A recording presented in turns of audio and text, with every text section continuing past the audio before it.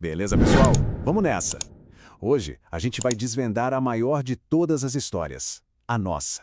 Usando como guia o livro incrível do Yuval Noah Harari, vamos entender como é que um bicho que não era nada demais acabou virando o dono do planeta. A ideia aqui é explicar isso de um jeito simples e dinâmico, para entender como tudo isso aconteceu afinal. E olha só isso. Tudo começa com um gesto, que ecoa através do tempo.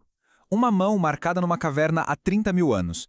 É como um dos primeiros gritos de "eu estive aqui" da nossa espécie. Uma declaração, né?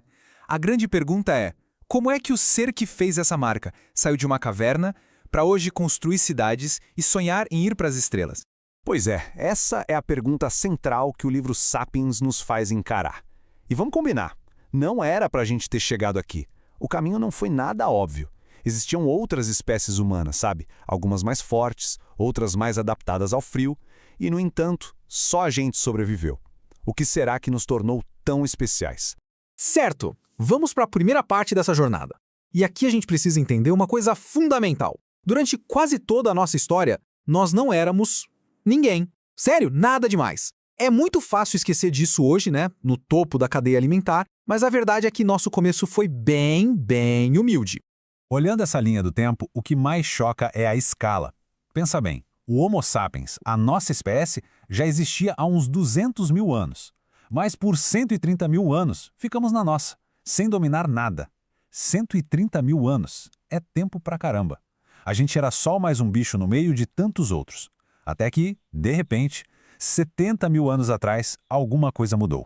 Exato! A nossa posição era ali, ó, no meio da cadeia alimentar. A gente caçava o que dava, coletava umas frutas, mas, principalmente, a gente tinha que fugir de predadores maiores. Éramos coadjuvantes na história da vida na Terra.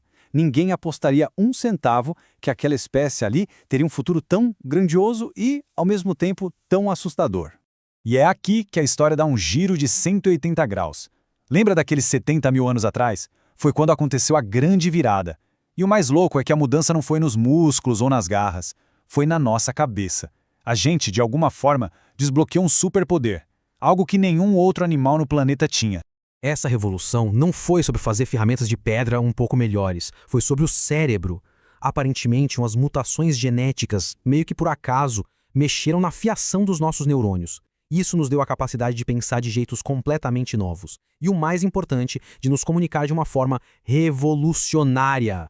E essa é a grande sacada do livro, o pulo do gato. O que nos fez dominar o mundo não foi a força, foi a nossa linguagem. Mas calma lá, não era qualquer tipo de linguagem. A nossa tinha uma coisinha a mais, uma característica que fez toda a diferença.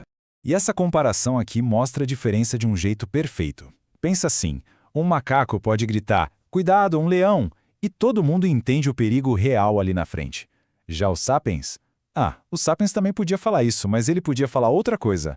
O leão é o espírito que protege a nossa tribo. Sacou a diferença? A gente ganhou a habilidade de falar sobre coisas que não existem no mundo físico, ficções, e foi isso que mudou o jogo. Tá, mas e daí? Qual o impacto real de poder contar histórias? Agora a gente vai ver como essa capacidade de criar ficções, de inventar coisas, permitiu que a gente literalmente remodelasse o planeta. Pode parecer um detalhe pequeno, mas as consequências, foram colossais. Olha só a velocidade que as coisas tomaram. Depois da revolução cognitiva, a história humana simplesmente engatou a quinta marcha. O tempo entre as grandes mudanças ficou cada vez menor. E toda essa aceleração é resultado direto da nossa capacidade de criar e adaptar novas histórias em vez de esperar a biologia mudar. Mas na prática, como é que isso funciona? Pensa comigo, como se junta 1000 pessoas que nunca se viram na vida para construir uma pirâmide? A resposta é, contando uma história em que todas elas acreditem. Um Deus em comum, uma nação, um ideal, um mito compartilhado que une todo mundo. E o mais maluco é que isso não é coisa de gente antiga, não. Essa nossa habilidade de construir a realidade com base em histórias é literalmente o que sustenta o nosso mundo hoje. A gente vive imerso numa teia gigantesca de ficções. Quer ver só? Pensa no dinheiro. Uma nota de R$ 100 é só um pedaço de papel pintado. Só funciona porque todos nós concordamos em acreditar na história de que aquilo tem valor. E o mesmo vale para nações, para empresas e até para os direitos humanos. São todas ideias, histórias poderosas nas quais a gente concordou em acreditar. E o que é realmente impressionante é a escala que isso atinge. Hoje, somos quase 8 bilhões de pessoas. Nenhum outro animal consegue cooperar de forma flexível com tantos indivíduos. E por que a gente consegue? Porque não precisamos conhecer todo mundo. A gente só precisa acreditar nas mesmas histórias. Então, no fim das contas, essa é a grande mensagem de Sapiens. A nossa maior força é essa realidade imaginada, essa rede de histórias que a gente teceu por cima do mundo físico. É ela que permite coisas incríveis, do comércio global à exploração espacial. Nós somos, essencialmente, os animais que contam histórias.